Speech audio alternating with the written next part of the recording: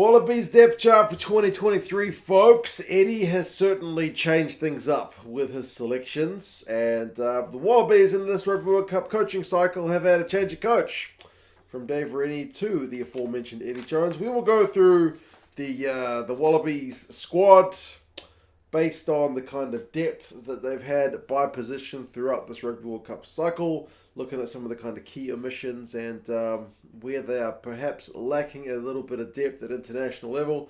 And you guys can let us know your thoughts. We've already done this for New Zealand, England, and South Africa. Each country has had kind of different approaches. South Africa pretty steady. The All Blacks a little bit less so than South Africa, but still a lot steadier than England, who also had a coaching change. Eddie's hands are involved in that depth chart as well. And then, spoiler alert, the Aussie depth chart goes towards the kind of messy side as well. But if you want to see some context on what other sides are doing, check out those videos as well. But yeah, here are the Aussie numbers for the entire squad across the entire Rugby World Cup cycle. We're looking at the guys in green as kind of the leading candidates in their position based on how many minutes they got in that aforementioned position. Clearly, a quick look at this, you can see there are certainly some big kind of front runners who like eating up all the minutes. You're looking at number 11, Morika Korombete, more minutes in one position than any other guy for the Wallabies this World Cup cycle. Almost 70% of the game time he has out on that left wing. And then you got number 7, number 8. Very consistent. That's Michael Hooper and Rob Valentini. So those guys have been kind of at the forefront of the Wallabies squad. And then also, if you're looking in terms of which ones look kind of nice in terms of having a good starter, getting a good chunk, the backup getting a decent chunk, and even the third guy having a wee taste. Like number 9 looks pretty nice. Nick White getting the big chunk, and Tate McDermott with Jake Gordon there as well. That looks pretty good. Hooker actually doesn't look too bad, despite the fact that the top part is a bit of a mess. But then there's a lot of positions. The locks, number 6, right wing, fullback. There's not really a kind of consistent person that you can kind of rely on. And number 10, they've had a lot of guys in that revolving door as well. But that's the entire squad, including all the players who didn't make the cut. What we're more interested in is how things look after you subtract those minutes from the guys who don't make the Rugby World Cup squad. Now, if we look at the front row, Loosehead looks kind of what like a lot of the other squads look like, although usually there is a third guy there. It's just 2 guys in Slipper and Bell who get the absolute lion's share of the game time. And if those 2 guys are fit, those 2 guys playing makes a lot of sense for the Wallabies, because Bell has been in barnstorming form in 2023, and Slipper has been Mr. Consistent across that Rugby World Cup cycle. Some of the guys in grey are the guys who didn't make it, the likes of Scott Seo. He's been abroad for a couple of years now. Gibbon is there as well, but yeah, the majority of the game time has been for Slipper and Bell. So the fact that those guys are going to the World Cup is kind of a good thing. They've had a lot of test matches between the last World Cup and this one. Whereas Hooker and Tighthead less so. Now, Tighthead is one where you're missing Alan Alaalatoa. If you're looking at that big grey bar at the top of number 3, he's like 50% of the entire bar. So the vast majority of that grey wasted game time is Alan Alaalatoa. So in terms of the guys who haven't made the World Cup, like the guys who've been injured in the build-up to the World Cup, he is certainly one of the most kind of unfortunate ones, because he was going to be an absolute mainstay of the Wallaby squad. I know Eddie made a heap of changes. I don't think he would have cut Alan Alaalatoa. Tani Tupo's there in green as the kind of leading candidate in his absence. You've had James Slipper there in blue when he's had to cover Tighthead, and then Pone Fa'amusili and Zane Nongor are the guys who are going. But you can see from the yellow of Pone and then the purple of Zane, it's not a lot of test matches. Hooker is likewise one where you're missing one of your leading candidates, although it's selection-based rather than injury. That's Falau Fainga'a is a big part of that drop minutes. He's had not quite as many minutes as Alan Alaalatoa, maybe like 40% of the game time, so it's still a huge chunk.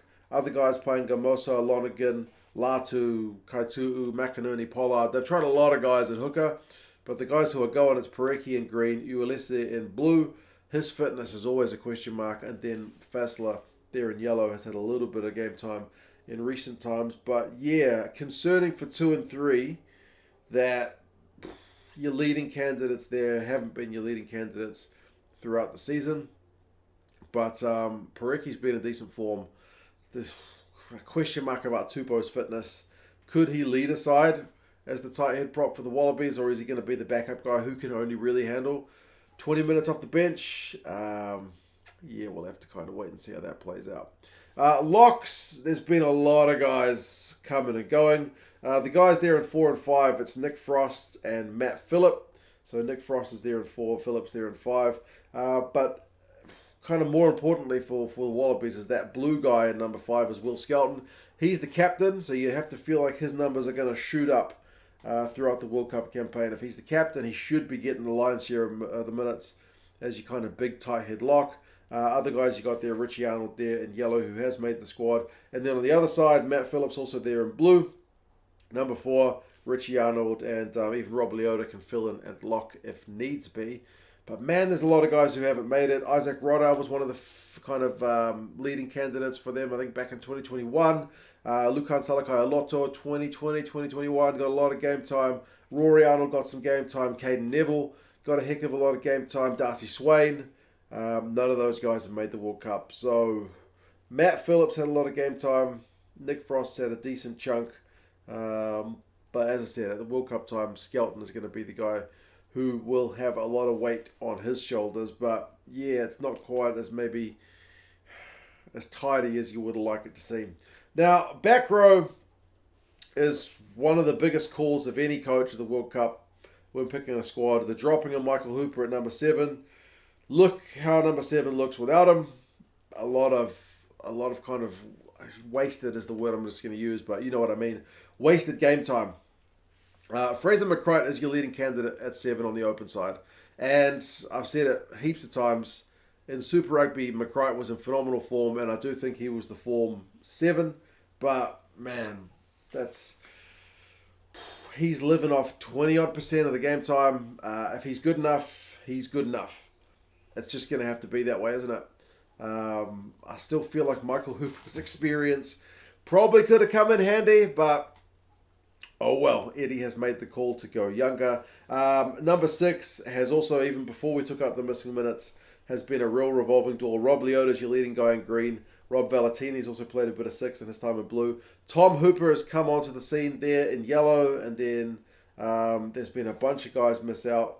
But yeah, I guess I'll go to number 8 first. Rob Valentini. He's the one guy in that back row who's been a regular choice starter for the Wallabies, no matter under Dave Rennie or under Eddie Jones, and he is going to the World Cup. So he will be the number 8, one would think, for the Wallabies. But they've also got Longy Gleeson, who can play number 8, who is that kind of second sliver there just above Valentini's green. And Rob Leota has played 8 in a pinch.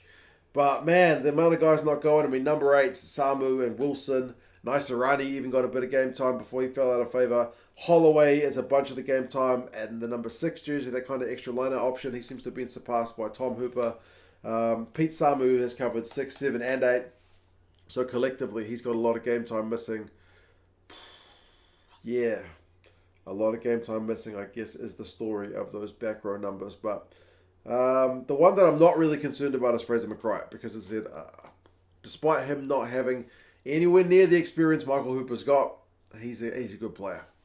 I don't think he's gonna let the side down. I think he'll do well.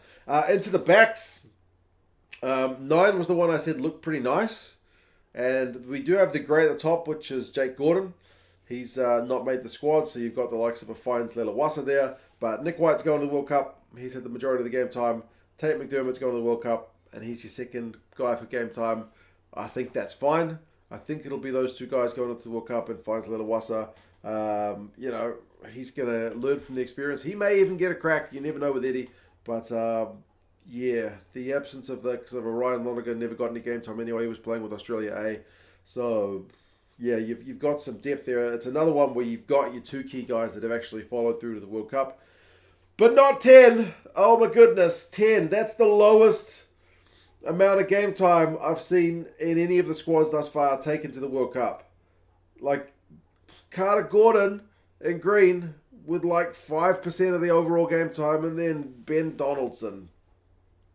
Yeah.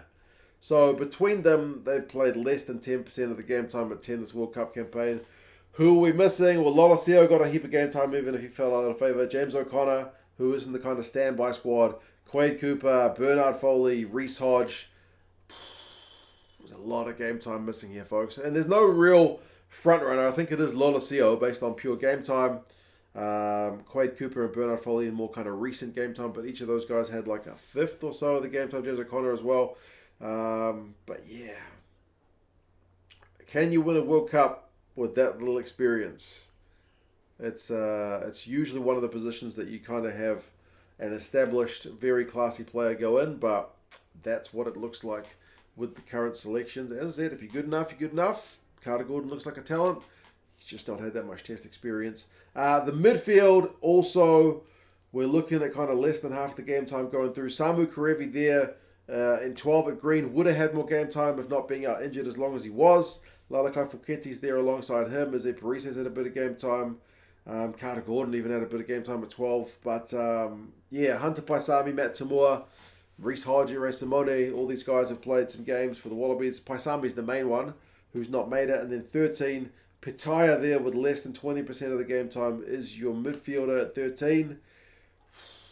That's troubling, but we are missing like 60-odd% of the game time with Ikitau not making the squad.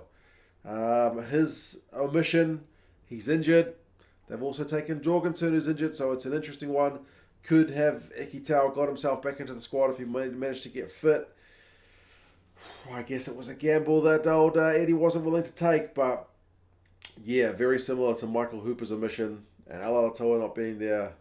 That's a key position. That's a lot of game time. Outside backs, left wing, like I mentioned, Corin Betty. He's been a lock. I mean, you've also had Callaway and Mark Nawani fill out in times of need, but for the most part, Corin Betty's had the left wing locked down. The right wing's been a bit more of a revolving door. Callaway's played on the right wing. Pitaya's played on the right wing. Mark Nawani in recent times seems to be the form guy.